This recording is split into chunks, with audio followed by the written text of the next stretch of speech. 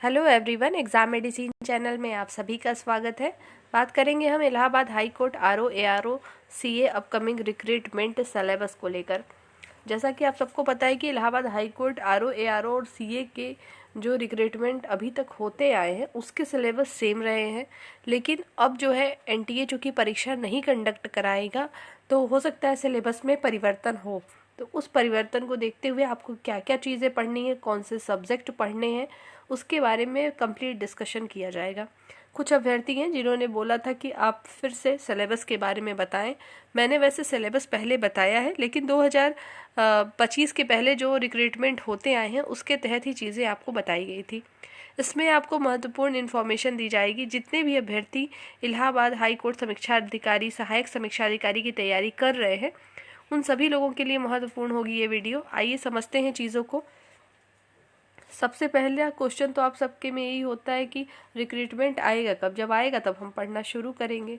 तो ऐसे अभ्यर्थियों के लिए तो ये वीडियो बिल्कुल नहीं है, क्योंकि आप पहले इंतज़ार कर लीजिए, जब आएगा तो फिर से आप देख सकते हैं कि क्या पढ़ना है। ये वीडियो केवल ऐसे अभ्यर्थियों के लिए है जो कि लगातार तैयारी में हैं और वो कर रहे हैं तैयारी कि मेरी वैकेंसी कभी भी आएगी, 2-3 महीने में आ सकती है, 4 महीने में आएगी, जब आएगी तो हमें सिलेक्शन लेना है। तो वो अभ्यर्थी जो सीरियस है इस भर्ती को लेकर वो उसको अच्छे से समझ लीजिएगा। देखिए, आपको जो इलाहाबाद हाई कोर्ट का सिलेबस होता है, चाहे वो ग्रुप सी ही डी का ही क्यों ना हो, इसमें कोई भी सब्जेक्ट ये छोड़ते नहीं हैं, कहीं ना कहीं से उसको टच में ज़रूर लेते हैं। सिलेबस आपका ब्रॉड होता है और ये कोई ज़रूरी नहीं कि जो सिलेबस में पूरा मेंशन किया गया है सब आपको परीक्षा में पूछा ही जाए। 200 प्रश्न रहते हैं आरओ एआरओ और सीए के एग्जामिनेशन में, 200 प्रश्न बनाने होते हैं। तो जितने टॉपिक रहते हैं तैयार आपको सब कुछ करना है। अब इनके ऊपर है कि वो परीक्षा में हर एक क्वेश्चन को ले रहे हैं कि नहीं, और इसको मल्टीपल शिफ्ट में एग्ज़ाम होते हैं। अभी तक तो ऐसा हुआ है कि जब ऑफलाइन एग्ज़ाम होता था, ऑफलाइन मोड में, तब 1 शिफ्ट में एग्ज़ाम हो जाता था, 1 डे 1 शिफ्ट होता था। लेकिन जब ये ऑनलाइन मोड में 2021 में हुआ तो मल्टीपल शिफ्ट में एग्ज़ाम हुए थे। 2021 में एनटीए ने कराया था। सेंटर भी आपके प्रयागराज के अलावा भी और भी सिटी में थे, बनारस में थे आपके, यानी वाराणसी और लखनऊ, ऐसे शहरों में भी थे। और वहाँ पर मल्टीपल शिफ्ट में एग्ज़ाम कंडक्ट हुए और नॉर्मलाइजेशन हुआ, जिसका बहुत बड़ा प्रभाव देखने को मिला था रिजल्ट पर। उम्मीद करते हैं कि हो सकता है इस बार जो वैकेंसी चेंज हो और जो एग्ज़ाम आपका कंडक्ट कराए ऑफलाइन मोड में कराए, तो आपका 1 डे 1 शिफ्ट हो सकता है, और यही होना ही चाहिए, यही बेहतर भी है। नॉर्मलाइजेशन वाली चीज़ें बहुत ही बेकार हैं, हर अभ्यर्थियों के लिए बेकार होती हैं एकदम। जो होता है कि अच्छे अभ्यर्थियों के कम मार्क्स हो जाते हैं और जिन्होंने ठीक नहीं किया उनके ज़्यादा हो रहे हैं, तो ये सब चीज़ें होती हैं।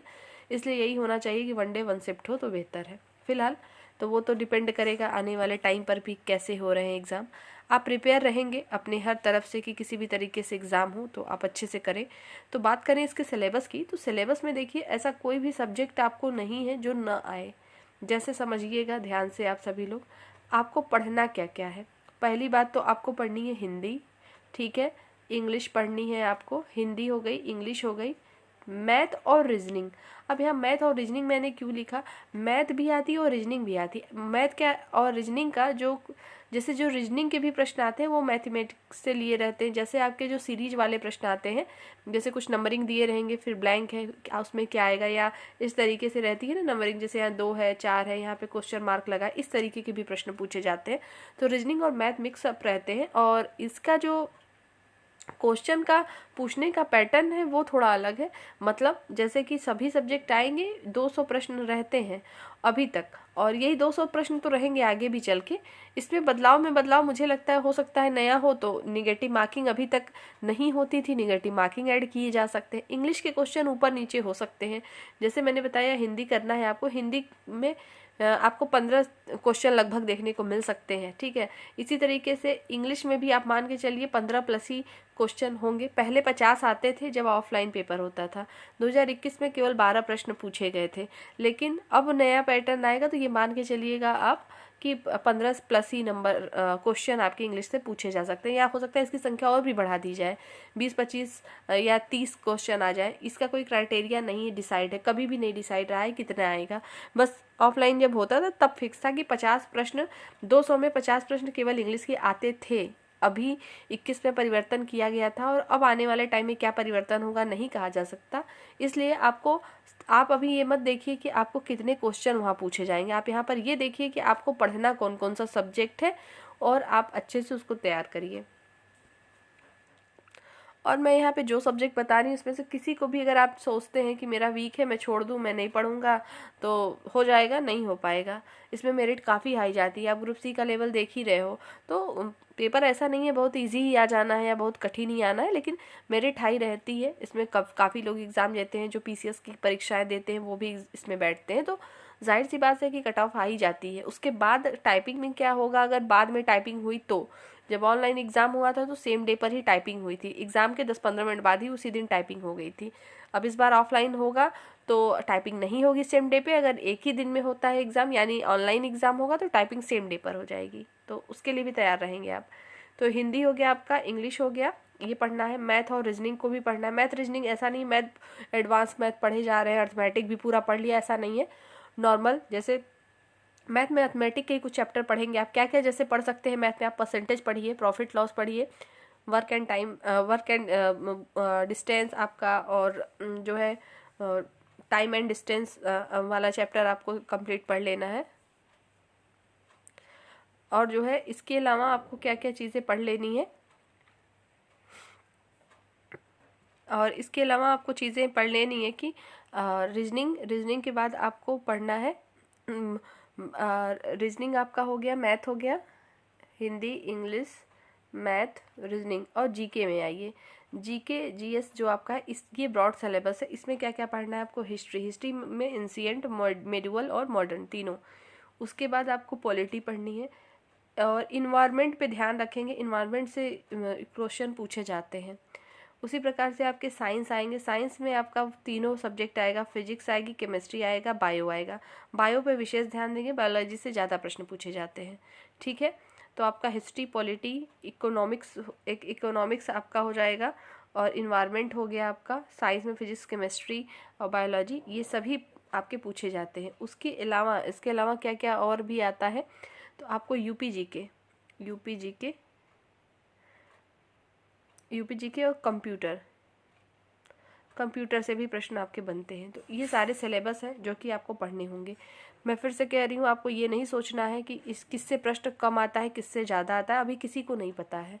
ऑफलाइन होता था तो उसका अलग था, क्वेश्चन का लेवल अलग था। जैसे 15 कंप्यूटर के आ गए, यूपी जीके के 15 आ गए, फिर 25 क्वेश्चन हिंदी के आ गए, 50 क्वेश्चन इंग्लिश के आ गए, ऐसे आते थे। बाद में चेंज हुआ तो किसी में 12 पूछ रहा है, किसी में 10।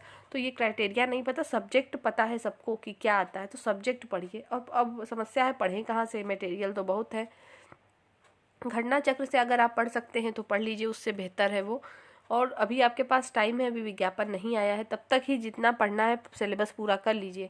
क्योंकि जब विज्ञापन आ गया जिस दिन, उस दिन केवल रिवीजन को ही टाइम मिलेगा। अगर विज्ञापन आपका मार्च में आता है तो अप्रैल को छोड़ देंगे तो मई के फर्स्ट वीक में ही आपका एग्ज़ाम भी हो जाएगा। फास्ट होता है यहाँ का काम। तो समझ सकते हैं कितना सारा पढ़ना है और कितना टाइम है आपके पास। ये कोई फिक्स नहीं है कि मार्च में ही आना है, हो सकता है अप्रैल में आए, अप्रैल में आएगा तो जून में परीक्षाएं होंगी, तो होंगी तो ज़रूर। तैयार आप कितने हैं उस पर है। जितने लोग ये परेशान है कि कब आए, अगर आज ही विज्ञापन आ गया तो क्या आप 1 महीने के बाद आपके पास क्षमता है कि आप 200 में से 175 प्लस नंबर ले आ पाएंगे, 180 ला पाएंगे? अगर है तो बहुत अच्छी बात है। इतना आपको टारगेट सेट करना है, इसकी कट ऑफ हाई रहती है। टाइपिंग की बात करें तो टाइपिंग 50 नंबर की होती है, इसमें केवल इंग्लिश टाइपिंग होती है। ये ठीक है आप सबके लिए कि हिंदी का इसमें चक्कर नहीं है कि हमें मंगल फॉन्ट आता है, हमें कुर्ती देवाती क्या करना है। इंग्लिश में ही टाइपिंग होनी है आपकी। स्पीड भी कम मांगता है, 25 वर्ड पर मिनट मात्र। यही एक ऐसा एग्ज़ाम है, मुझे लगता है इंग्लिश की भी टाइपिंग इतनी कम स्पीड मांगी जाती है। टाइपिंग आप लोग कर लेंगे, विशेष ध्यान रखना है रिटेन एग्ज़ाम में मार्क्स जितने अच्छे होंगे आपके सिलेक्शन की जो है चांस उतने ही ज़्यादा बढ़ जाएंगे। तो ये महत्वपूर्ण चीज़ें बतानी थी। ख्याल रहे जितने मैंने सब्जेक्ट बताए कोई स्किप मत करिएगा कि मैं ये वाला नहीं पढ़ूंगा।